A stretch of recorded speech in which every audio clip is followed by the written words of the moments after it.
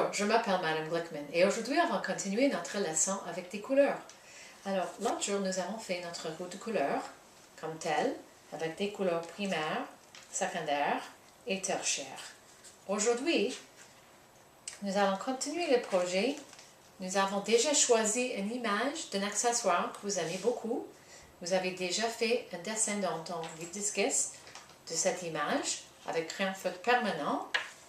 Et aujourd'hui, on va ajouter les couleurs primaires en première couche et encore les couleurs primaires pour la deuxième couche pour réussir d'avoir des couleurs tertiaires, secondaires pour une très belle image où nous avons fait une démontre que nous pouvons mélanger des couleurs. Alors, on va commencer. J'ai amené mon petit dessin de mes bottes. Maintenant, je vais commencer juste avec les couleurs primaires. Alors, magenta, jaune et cyan. J'ai un bleu et un rouge aussi, parce que c'est des couleurs primaires, mais ça aussi, on peut utiliser comme couleur primaire, mais ça va donner un meilleur violet. Je vais remplir toutes les images avec juste les couleurs primaires. Et on peut utiliser jaune partout, sauf que si vous voulez la violette, car violette, ça contient seulement cyan et magenta, on ne peut pas mettre la jaune. Mais jaune est dedans le vert, jaune est dedans orange. Alors, où vous voulez avoir jaune, orange, orange rouge, vert bleu, vert jaune, comme lime, tu peux mettre la jaune. Alors, seulement où vous voulez la violette et les couleurs violacées, tu ne peux pas mettre la jaune. Alors, où est-ce que je veux le violet? Mais quand violette, c'est une couleur froide qui recoule dans l'image, probablement, je vais mettre le violet dans l'arrière-plan, parce qu'il recoule. Et aussi, parce qu'il est terne, probablement, je vais utiliser les couleurs violettes dans les ombres. Alors, je ne vais pas mettre jaune ici, mais je peux mettre jaune presque partout. Et ce pinceau n'est pas assez grand. Je vais revenir quand j'ai le bon pinceau et j'ai rempli tout la jaune. Alors, j'ai mis la jaune. Maintenant, je vais mettre la rose, où je veux avoir un orange, et où je veux avoir un rose violacé ou un violet. Alors, je pense que je vais mettre la rose ici, parce que l'orange peut être beau à côté. Je vais mettre la rose ici. Je vais mettre la rose ici. Pas dans la boucle. Et l'arrière-plan va être en rose aussi parce que je veux une violette. Puis je vais besoin de la rose pour ça. Alors, je vais revenir une fois que j'ai terminé toute cette étape. Alors, maintenant, nous avons mis la rose et la jaune où nous voulons. Et je vais continuer. Je vais continuer avec la rose parce que je veux l'orange. Et mon eau est encore pas trop sale. Alors, je vais utiliser un rose un peu dilué. Où je veux orange parce que où je mets la rose sur la jaune, si tu rappelles de la roue de couleur, ça va faire un très bel orange quand on mélange les deux ensemble.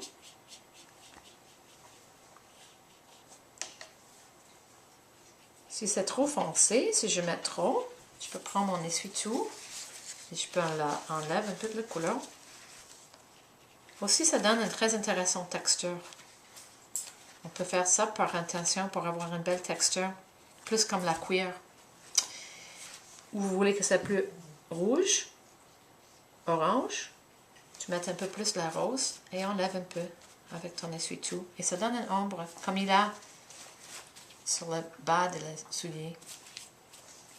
Je vais faire celui-là aussi, mais je ne vais pas vous laisser me voir parce que ça va prendre un bout de temps. Ici, je pense que je veux le bleu. Alors maintenant, je vais commencer avec ma bleue. J'ai un bleu et j'ai un cyan. On peut utiliser une ou l'autre, sauf le cyan fait une plus belle violette. Ici, je vais mettre la bleue ici et aussi ici pour avoir un vert. Ici, je vais mettre une violette comme nous avons discuté tantôt. Alors, bleu sur jaune, ça donne la vert. Et bleu après, la rose qui est tombée dedans. Alors, nous avons notre violette tout de suite là. Je vais mettre les boucles en bleu aussi. C'est la couleur froide. Et donc, les ombres ici, comme nous avons discuté tantôt, on va mettre la bleue pour avoir une ombre violette. Et ici.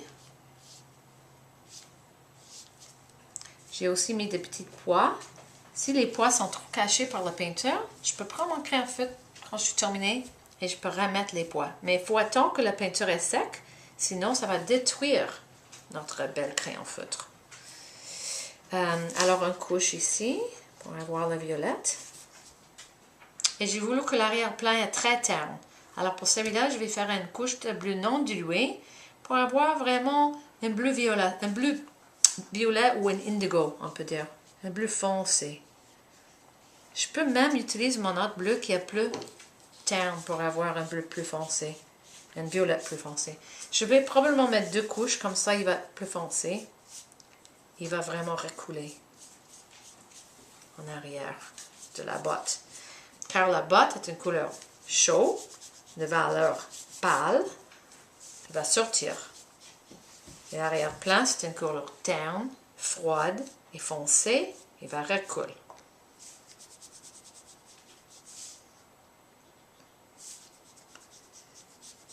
Ça, je trouve un peu simple comme arrière-plan. Alors, probablement, une fois qu'il est sec, je vais prendre mon crayon feutre noir et je peux ajouter un patron ou une texture avec cette crayon feutre, une fois qu'il est complètement sèche.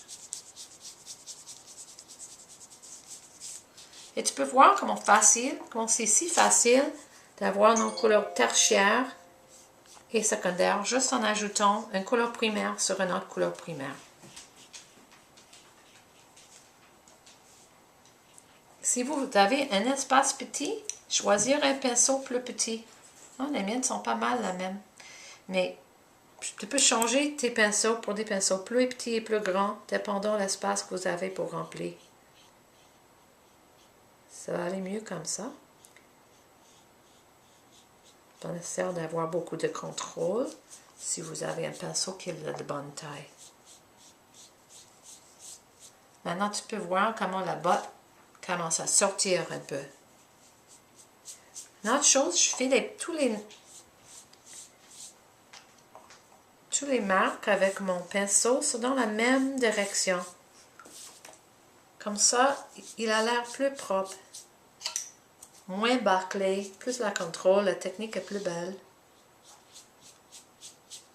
Là, je ne change pas la direction partout. Je ne vais pas terminer pour le moment parce que c'est un peu ennuyant pour regarder pour vous autres. Mais je veux juste vous montrer. Je vais terminer avec la verte ici probablement. Je vais regarder pour vérifier c'est quoi que je préfère. Cette botte aussi va être orange avec une texture créée par l'essuie-tout. Et probablement je vais ajouter des patrons en arrière.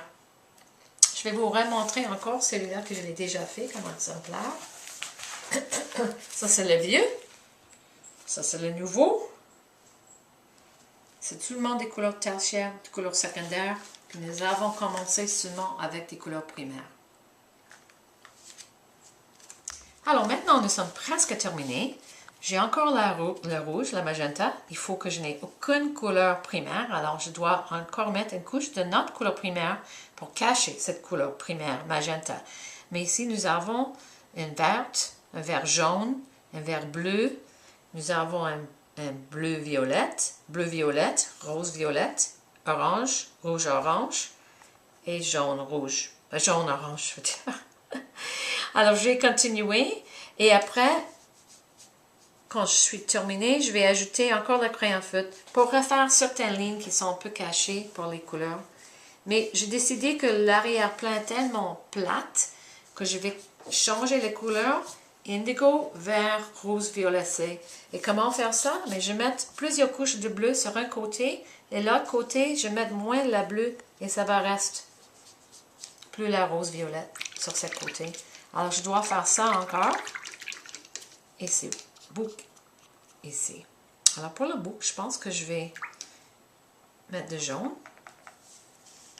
pour faire encore un orange, mais beaucoup de jaune. Parce qu'avec les aquarelles, on peut mettre plusieurs couches, une après l'autre. Je vais laisser ça sécher. Et pendant qu'il sèche, je vais mettre le bleu ici pour avoir un bleu violet. Je veux dire un rose violacé. Alors, pas beaucoup de bleu. Et je peux prendre mon essuie-tout pour faire une texture et pour enlever juste un peu, pour qu'il reste rose violacé, mais pas trop foncé.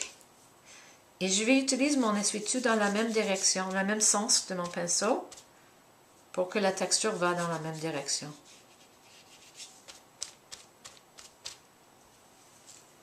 Parce que les textures sont toujours intéressantes pour la personne qui va regarder l'image après. Celui-là, pour faire vraiment un ample teint, je vais ajouter encore une couche de bleu.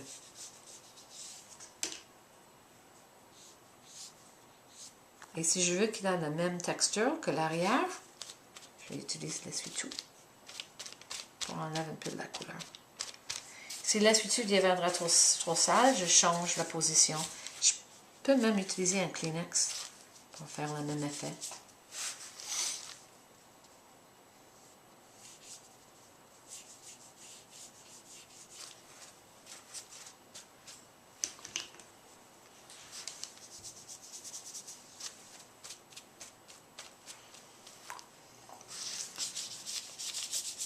Et voilà.